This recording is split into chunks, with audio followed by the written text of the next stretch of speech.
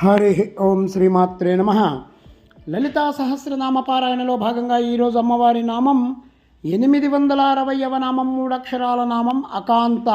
ఈ నామాన్ని ఈ నామంతో అమ్మవారిని నమస్కరించుకున్నప్పుడు ఓం అకాంతాయ నమః అని చెప్పుకోవాలి.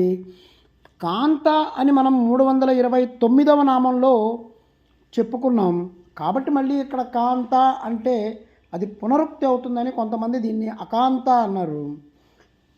అది కాదని అనలేము, అవునని ఒప్పుకోలేము. అకాంత అని తీసుకోవక్కర్లేదు, పునరుక్తి దోషం కాదు అని పునఃస్మరించుకోవచ్చు అని చెప్తారు. అకాంత అనే దాని గురించి చెప్పుకునే ముందు అసలు దీనికి అర్థం ఏంటో చూద్దాం. సంధిలో కాష్ట కాంత అన్నప్పుడు అకాంత అని తీసుకున్నా కూడా తప్పు లేదు. భాస్కర్ రాయల్ వారు అకాంత అని విభజన చేశారు. ఇంతకు ముందు పూర్వం ఉన్నటువంటి నారాయణ భట్టు మొదలు వాళ్ళందరూ కూడా ఈ నామాన్ని కాంత అనే విభజన చేశారు. 2 తీసుకోవచ్చు, తప్పులేదు. ఇద్దరూ సిద్ధి పొందిన మహాత్ములే.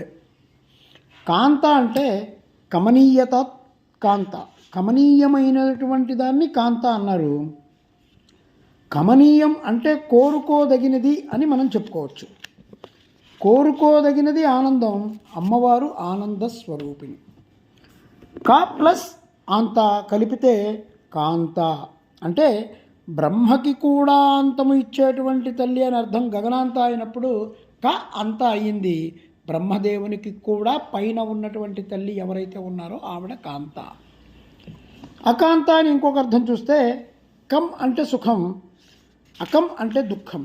అకాంత అంటే దుఃఖాన్ని అంతం చేసే తల్లిని మనం అకాంత అని పిలవచ్చు. ఓం ఐం హ్రీం శ్రీం అకాంతాయ నమః. ఓం శ్రీమాత్రే నమః. ఓం శ్రీ మహారాజ్ఞే నమః. శ్రీమత్సింహాసనేశ్వర్యై నమః.